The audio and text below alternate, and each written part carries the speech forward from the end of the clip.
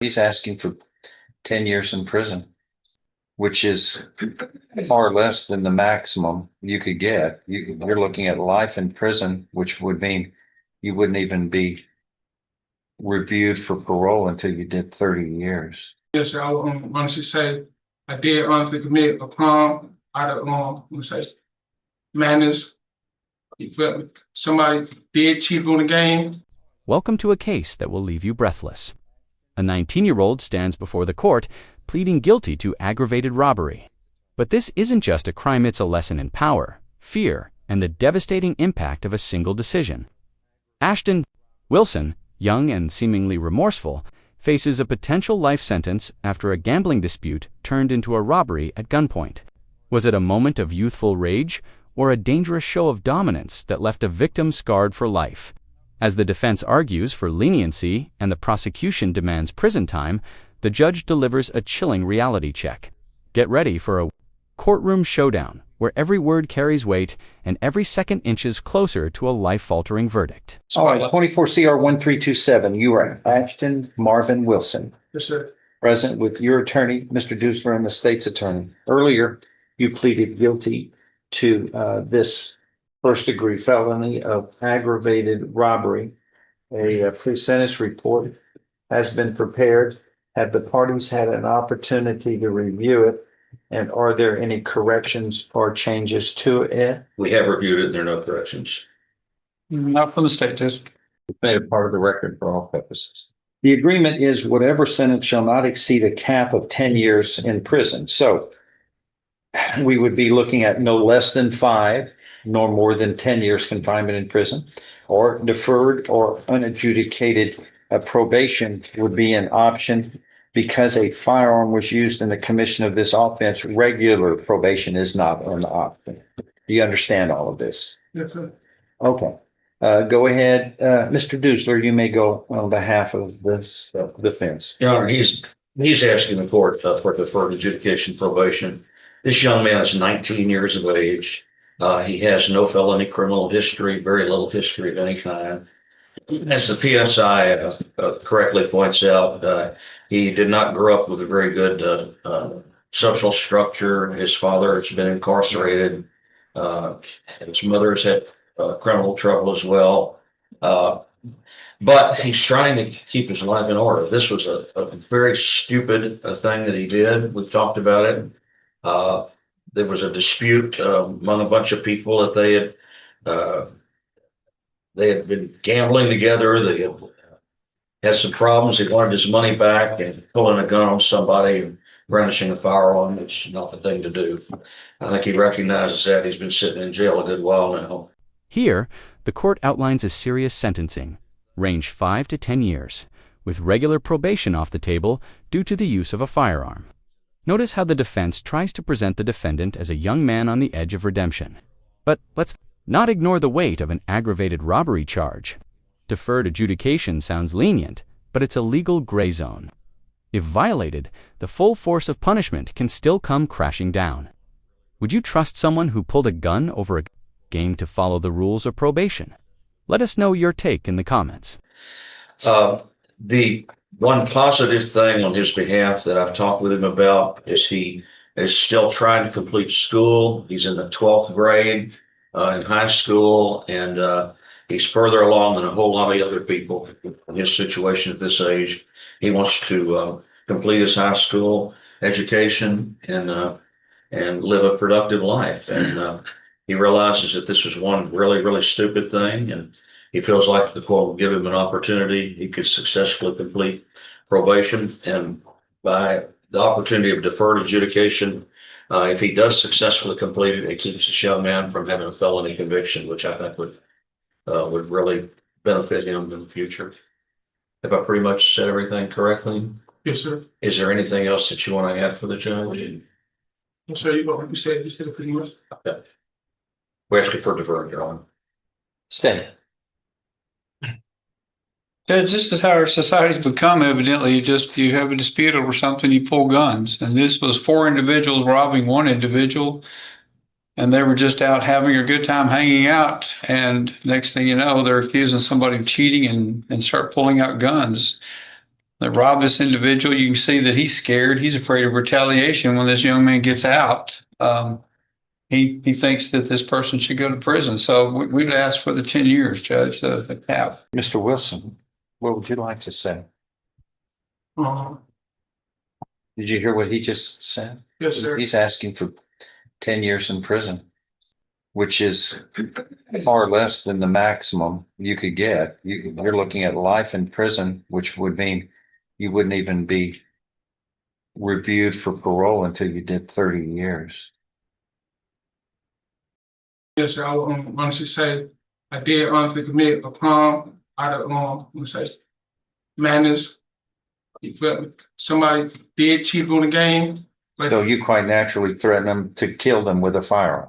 not no, sir. I didn't threaten him. I just demanded the money back. No, that's not what this says. The pre-sentence report's been admitted. And it says here that, let's see, that following the investigation, Detective Gillen concluded that Ashton Wilson, you intentionally brandished a firearm and pointed it at the victim during the robbery, which prompted him, the officer, to seek a warrant for your arrest. That's what this says, buddy. Yes, sir. On PSI thing when the question asked me what happened, I said that I pulled the gun and demanded the money back, but no, not with intent to kill or harm him. I was upset about the game, about the gambling. Let me ask you this. And here comes the emotional sledgehammer. The judge isn't just delivering a ruling, he's forcing the defendant to live the fear he inflicted. This isn't just about pointing a gun. It's about robbing someone of their sense of safety and control. Watch closely as the judge paints a visceral picture of that moment, the kind of trauma that sticks for a lifetime. This is the turning point where justice gets deeply personal. It's not just a courtroom anymore, it's a reckoning. Sir, If I pulled a gun right now and stuck it to your forehead, what do you think's about to happen? he's What do you think's about to happen? I'm putting you in the position the victim was in. yes, sir. You had all the authority and power, which you're not supposed to have over somebody. That's not for you. Yes, sir. The supreme being is supposed to have that power, not you. And if I put a gun, what do you think? The next moment, you can very well die. What do you think he thought? Same thing. You're going to later say, well, I didn't intend to kill you. How does that take back the fear and what was going through their mind thinking, I'm about to end my life on this world as a living person is about to end, and I don't have control. Somebody else has control over my life, which isn't supposed to happen. That's not the way we're supposed to live, is it? No, sir. That's the way you did it. You assumed the power and authority. You can say, I didn't intend, but you think anybody believes that when they've got a gun to their head? No, sir. Yeah, that's going to make them feel better later. I mean, they'll wake up with nightmares their whole life. That's what they tell me. Well, that would be reasonable. It doesn't matter what you intended, it's what you did. That speaks for itself. I bet you didn't say, I'm putting this gun to your head, but I'm not going to really pull it. I don't intend to do anything to you. I'm just doing this. You didn't do that. You made them think they were about to die. You understand how that's terrible? Yes, sir. You had all the power, and that's not the way it's supposed to be. That's not fair.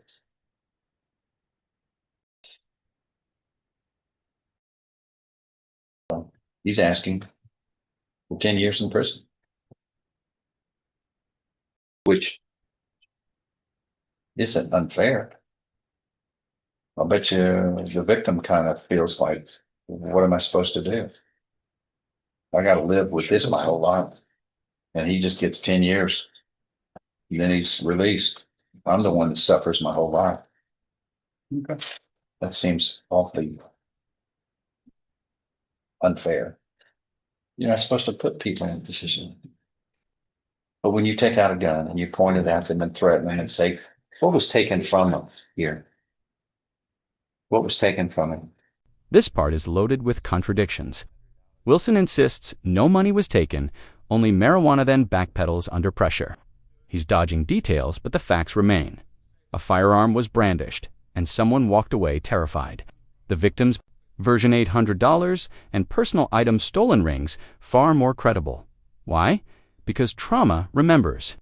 The judge picks apart every lie and exposes the shaky ground the defense stands on. If you were the victim, how would this version of events make you feel? Would 8 years be enough justice? Searched his pockets, stealing about $800 in cash, a cash app card, and other personal items. Judge Stephen, I wanted to say that actually no one took any money from him. But they did take someone did take some marijuana from him. I don't know what he actually told the detectives. I'm not aware of. I never seen the paper of the indictment, so I don't know actually what happened. What he told the detectives, as I can remember. How do you know? How do you know what was in his pockets? I don't. Well, why are you saying there isn't any if you don't know? He said to the police that there were $800 in cash they took. How do you know that he's not telling the truth? Because after the robbery, no one had $800, sir. Well, well, you were sitting there watching. Did you see them pull his stuff out of his pants? I did. Did you? I was watching him. No one went into his pants.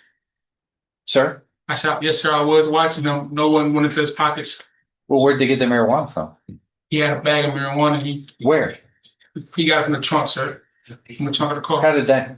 How did y'all get it? He handed it over, sir. Huh? He handed it over. At gunpoint? That was actually before gunpoint. He was actually selling. Wait. So what did you take from him at gunpoint? That's what I'm saying. They actually didn't take nothing from him because they had an officer doing a patrol. No, you had the gun to them. Yes, sir. Well, what did you get from him? That's what I said. I told the You just pulled a gun to somebody who didn't have anything to give? Sir, what I told the probation officer when she came to see me, that when I pulled the gun to demand the money back. I had a police officer doing a patrol. Wait. What money back? The money from the gambling. The money that I cheated out of. I demanded it back. Someone screams and said the police right there. We turned around, we seen the police crew. Everybody left. Everybody took off running. No one never handed the money over. You put a gun to, what did you put it to his head? What? No, sir, just in front of him. Like, what do you mean? At chest height. You mean to his chest? Yes, sir. Oh, okay. Well, that kills somebody, right? Yes, sir. Okay. And you were there to steal his money. To steal the money. To take it from him at gunpoint, right? Yes, sir. You don't see anything wrong with that? I do, sir. Okay. Anything else? No. Your criminal history, as it looks like you had an unlawfully carrying a weapon charge in Harris County, that was dismissed. Sir. And then it looks like you have an evading arrest or detention, a Class A misdemeanor pending over there, right? Yes, sir. Okay. Felonies, this is the only felony, correct? Yes, sir. Yeah, you can talk all day long about what your intent was, but you know, when somebody has a gun to their chest and there's nothing they can do, they're defenseless. You have all the power. They'll think of that their whole life. That'll be in the back of their mind forever.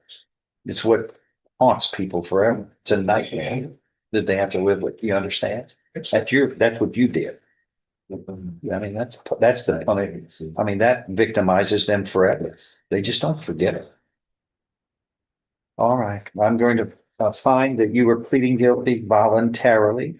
You are mentally competent to do so. You understand and appreciate the consequences of pleading guilty. There's sufficient evidence supporting your guilty plea from State's Exhibit 1 admitted here to find you guilty beyond a reasonable doubt.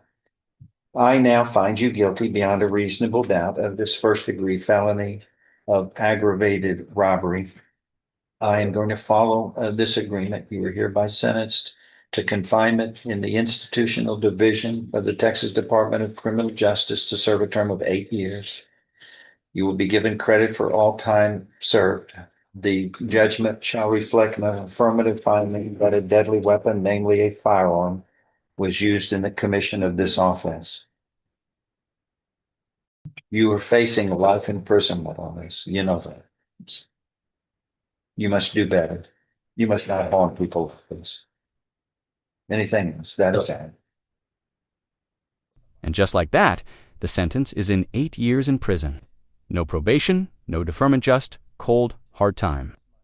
The court recognized the seriousness of the offense and the lifelong impact it had on the victim. Though Wilson is young, his actions left psychological scars that don't fade with time served. This wasn't just a legal battle, it was a moral wake-up call. And Judge's words, hauntingly clear. That's your power. That's your victim. If you found this case as shocking as we did, make sure to hit that like button, share your thoughts in the comments, and don't forget to subscribe for more jaw-dropping courtroom breakdowns. Justice never sleeps.